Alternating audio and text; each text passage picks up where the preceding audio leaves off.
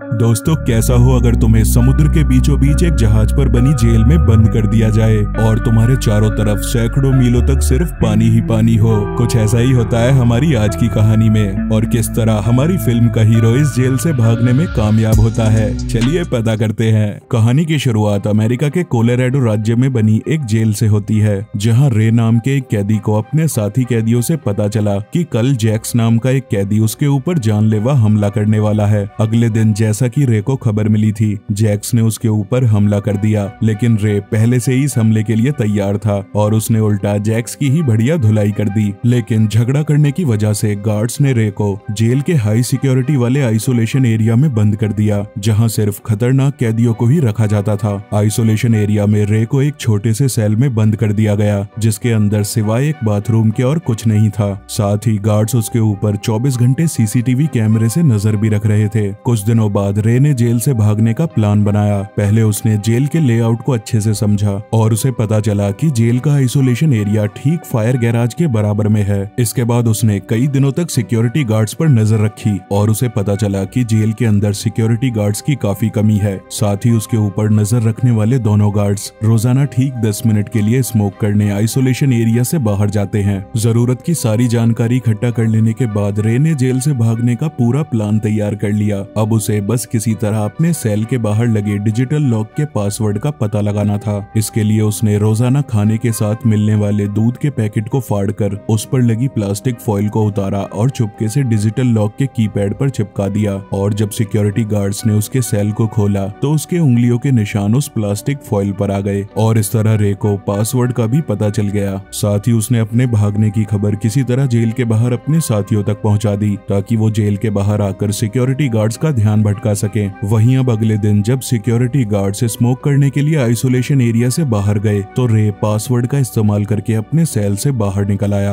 और ventilation tunnel से होता हुआ सीधे फायर गैराज में पहुंच गया। वहीं दूसरी ओर उसके साथियों ने जेल के बाहर गार्ड्स का ध्यान भटकाने के लिए एक कार में बम धमाका कर दिया। धमाके की आवाज सुनते ही सभी गार्ड्स चौकन्ना हो गए और जल्दी उन्हें पता चल गया कि रे अपने सेल से गायब है। गार्ड्स जेल में चारों तरफ उसे ढूंढ ही रहे थे, लेकिन वहीं रे जेल से बाहर आ रही फायर ब्रिगेड की गाड़ी के नीचे छुपकर जेल से बाहर निकल आया। उसने फायरमैन की ड्रेस पहन रखी थी, इसीलिए बिना किसी की नजर में आए अपने साथियों के साथ एक गाड़ी में बैठकर वहां से भाग निकला। गाड़ी के अंदर हम रे के दो साथी एबिगेल और ब्रायन को देखते हैं। कुछ दूर आगे जाने पर वो दोनों रे को एक टेलीफोन बूथ के पास छोड़कर चले गए और फिर रे ने किसी को फोन मिलाया, लेकिन तभी पुलिस वाले और जेल के सिक्योरिटी गार्ड्स रे को ढूंढते हुए उसके पास आ पहुंचे और उसे दोबारा गिरफ्तार करने लगे। लेकिन तभी वहाँ रे का दोस्त क्लार्क भी आ पहुंचा, जिसने पुलिस वालों को कुछ डॉक्यूमेंट्स दिखाए और कहा कि रे को जेल से रिहा कर दिया गया है। इसके बाद सीन शिफ्ट हुआ और हमें पता चला कि रे कोई अपराधी नहीं बल्कि एक प्राइवेट सिक्योरिटी कंपनी का मालिक है, जिसका काम अलग अलग जेलों की कमियों का पता लगाकर उन्हें और मजबूत करना है, ताकि कोई कैदी जेल तोड़कर ना भाग सके। जेल की कमियों का पता लगाने के लिए रे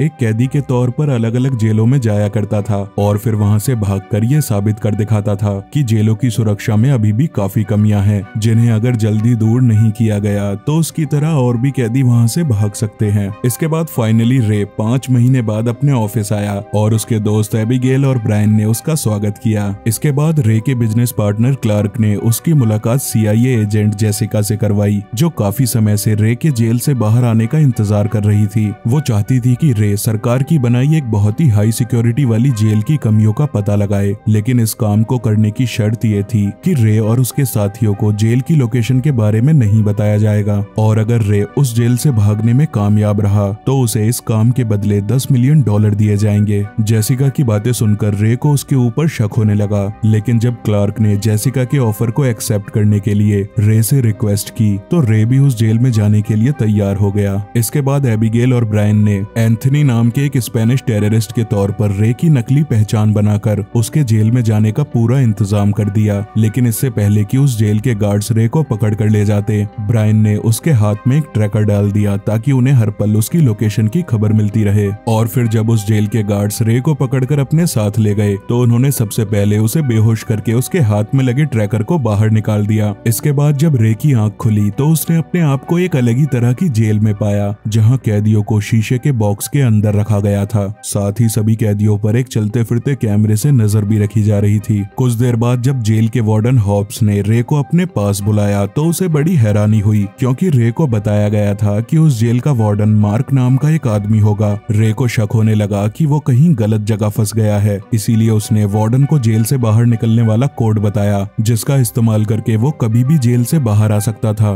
लेकिन हॉब्स ने उसकी बातों को इग्नोर करते हुए उसे एक कैदी घोषित कर दिया। वहीं दूसरी ओर हम देखते हैं कि जेल के सभी सिक्योरिटी गार्ड्स ने अपने चेहरों पर मुखौटे पहन रखे हैं और साथ ही उन्हें कैदियों को मारने पीटने की पूरी आजादी है। कुछ समय बाद एमिल नाम के एक कैदी से रे की मुलाकात हुई, जिसने उसे बताया कि मैंने आज तक अपनी जिंदगी में कभी कोई क्राइम नहीं किया, लेकिन एक दिन जब कुछ अनजान लोगों ने मेरे बॉस और उस कंपनी की जहां मैं काम करता हूं वहां की कुछ सीक्रेट इन्फॉर्मेशन मांगी तो मैंने उन्हें मना कर दिया और उसके अगले ही दिन कुछ लोगों ने मुझे किडनैप करके इस जेल में डाल दिया। एमिल की बातें सुनकर रे को विश्वास होने लगा कि ये कोई जेल नहीं बल्कि एक ऐसी जगह है जहां अमीर लोग अपने दुश्मनों को मारने की बजाय जिंदगी भर के लिए कैद करके रखते हैं। सच्चाई पता चलने के बाद रे ने अपना शातिर दिमाग चलाना शुरू कर दिया और एमिल के साथ मिलकर उसने सबसे पहले झूठ मूठ का एक झगड़ा किया ताकि वो जेल के आइसोलेशन एरिया की जांच पड़ताल कर सके। झगड़ा करने की वजह से गार्ड्स ने उन दोनों को जेल के आइसोलेशन एरिया में बंद कर दिया। आइसोलेशन एरिया के अंदर बड़ी बड़ी हैलोजन लाइट लगी थी, जिनका इस्तेमाल गर्मी पैदा करके कैदियों को टॉर्चर करने के लिए किया जाता था। पूरा दिन आइसोलेशन सेल में बिताने के बाद उन दोनों की हालत बुरी तरह से खराब हो गई। तभी जेल का डॉक्टर रे का चेकअप करने आया। उसकी आंखों में रे के प्रति काफी हमदर्दी दिख रही थी, लेकिन जब रे ने इस जेल की लोकेशन के बारे में उससे पूछा तो डॉक्टर ने उसकी बात का कोई जवाब नहीं दिया। इसके बाद रे ने एमिल को बताया कि आइसोलेशन एरिया में रहने के दौरान मुझे पता चला कि वहां फ्लोर में एल्यूमिनियम के बोल्ट्स की बजाय स्टील के बोल्टों का इस्तेमाल किया गया है। इसीलिए उसने एमिल को एक मेटल के टुकड़े का इंतजाम करने के लिए कहा ताकि वो आइसोलेशन एरिया के फ्लोर में लगे बोल्ट्स को खोलकर आगे के रास्ते का पता लगा सके। वहीं जब एमिल ने वार्डन के साथ अपनी अगली मीटिंग में अपने बॉस और कंपनी की सीक्रेट इंफॉर्मेशन देने से दोबारा मना किया तो वार्डन गुस्से से भड़क उठा और एमिल के मुंह में पानी का पाइप डालकर उसे टॉर्चर करने लगा। दरअसल एमिल जानबूझकर वार्डन को गुस्सा दिला रहा था ताकि वो उसका ध्यान भटकाकर वार्डन की टेबल के नीचे लगे मेटल के टुकड़े को चुरा सके। मेटल का टुकड़ा मिल जाने के बाद एमिल ने जावेद नाम के एक कैदी से झगड़ा शुरू कर दिया और जैसे ही गार्ड्स वहां आए तो रे ने भी उनके ऊपर हमला कर दिया। इस तरह रे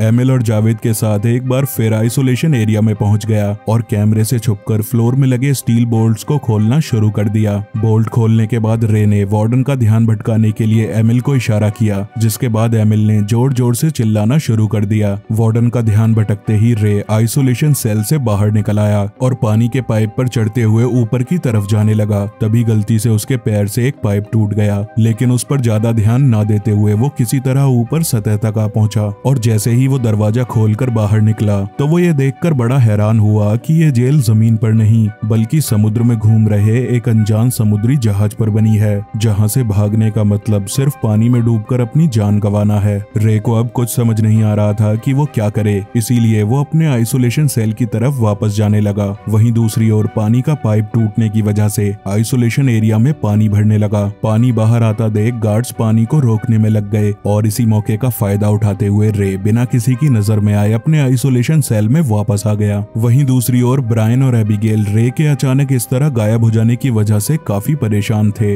वो दोनों क्लार्क के पास जाकर उसे ढूंढने के लिए कहते हैं, जिस पर क्लार्क ने उनसे कहा कि रे अपने काम में बहुत माहिर है, इसीलिए हमें उसे ढूंढने की कोई जरूरत नहीं। उन दोनों के जाने के बाद क्लार्क ने उस जेल के वार्डन को फोन मिलाया और उससे कहा कि रे अब कभी भी उस जेल से बाहर नहीं आना चाहिए और इसके बदले तुम्हारी मुंह मांगी रकम तुम्हें पहुंचा दी जाएगी। दरअसल क्लार्क को लगा कि ये अच्छा मौका है रे को हमेशा के लिए उस जेल में फंसाने का और इस तरह मैं रे की कंपनी का एक लौता मालिक भी बन जाऊंगा। वहीं जेल के अंदर रे एक बार फिर जहाज की लोकेशन का पता लगाने के लिए डॉक्टर के पास जा पहुंचा, लेकिन उसने जहाज की लोकेशन बताने से मना कर दिया। डॉक्टर के रूम से बाहर निकलते वक्त रे ने किसी तरह वहां फ्लोर पर पड़े एक कार्डबोर्ड को चुरा लिया और फिर एक कैदी के चश्मे को छीनकर उसने कार्डबोर्ड और चश्मे की मदद से एक ऐसा इंस्ट्रूमेंट बनाया जिसका इस्तेमाल करके रात के वक्त आसमान में तारों को देखकर किसी भी जगह की लोकेशन का पता लगाया जा सकता है। अब बस उसे किसी तरह रात के वक्त जहाज की छत पर पहुंचना था और इस काम के लिए एमिल जावेद से मदद मांगता है। इसके बाद जावेद सीधे वार्डन से मिलने जा पहुंचा और उससे कहा कि मैं तुम्हारा जासूस बनकर एमिल से वो सारी इंफॉर्मेशन निकलवा सकता हूँ जिसकी तुम्हें जरूरत है, लेकिन इसके बदले में तुम्हें मुझे रात के वक्त खुले आसमान में नमाज नमाज पढ़ने की परमिशन देनी होगी। वार्डन जावेद के इरादों से अनजान था, इसीलिए उसने जावेद को रात के वक्त जहाज की छत पर नमाज पढ़ने के लिए भेज दिया। जहाज की छत पर पहुंचते ही जावेद सिक्योरिटी गार्ड्स की नजर में आए बिना उस इंस्ट्रूमेंट की मदद से जहाज की लोकेशन का पता लगाने वाले कोऑर्डिनेट्स नोट कर लेता है। और जब रे ने उन कोऑर्डिनेट्स को देखा तो उसे पता चला कि इस जहाज को इस वक्त मोरक्को देश के पास अटलांटिक ओशियन में होना चाहिए। मोरक्को का नाम सुनते ही एमिल ने रे को बताया कि वहाँ उसके कुछ दोस्त रहते हैं, अगर एक बार उन तक ये खबर पहुँच जाए कि मुझे उनकी जरूरत है तो वो मदद करने जरूर आएंगे। एमिल की बात सुनकर रे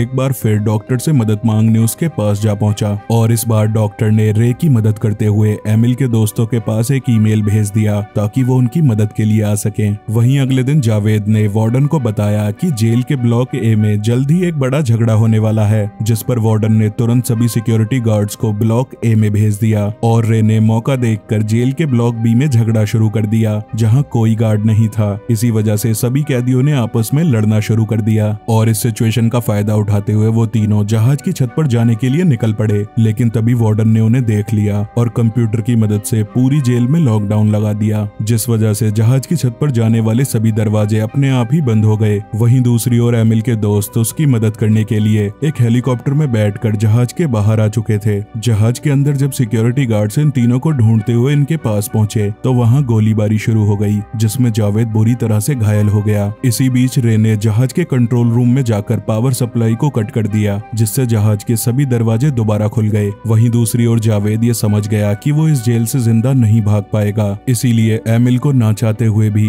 जावेद के कहने पर वहां से जाना पड़ा। और कुछ देर बाद जब सिक्योरिटी गार्ड्स जावेद के पास पहुंचे तो गोलीबारी में जावेद मारा गया। इसी बीच एमिल जहाज की छत पर पहुंचने में कामयाब हो गया और सिक्योरिटी गार्ड्स की गोलियों से किसी तरह बचते बचाते अपने साथियों के पास उनके हेलीकॉप्टर तक जा पहुंचा। इसके बाद उसने हेलीकॉप्टर में रखी एक बड़ी मशीन गन निकाली और सभी सिक्योरिटी गार्ड्स को भून डाला। वहीं जहाज के अंदर वार्डन और सिक्योरिटी गार्ड्स रे को ढूंढते हुए कंट्रोल रूम तक आ गए। रे को बाहर निकलने का जब कोई रास्ता नजर नहीं आया तो उसने अपने आप को जहाज के फ्लश टैंक में लॉक कर लिया और खुद को फ्लश करके समुद्र के रास्ते से बाहर आ गया। वहीं एमिल ने सीढ़ियों की मदद से रे को पानी से बाहर निकाल लिया, लेकिन तभी वार्डन जहाज की छत पर आ गया और रे के ऊपर गोलियां चलाने लगा। तभी रे ने एमिल से एक गन लेकर जहाज पर रखे ऑयल ड्रम्स में शूट करके एक जोरदार धमाका कर डाला, जिसकी चपेट में आकर वार्डन और उसके गार्ड्स मारे गए। कुछ देर बाद रे और एमिल अपने साथियों के साथ मोरक्को के समुद्री तट पर आ गए। तभी वहां पर एक कार आई, जिसके अंदर से जेसिका को बाहर आते देख रे चौंक गया और तब उसे पता चला कि जेसिका असल में कोई CIA एजेंट नहीं बल्कि एमिल की बेटी है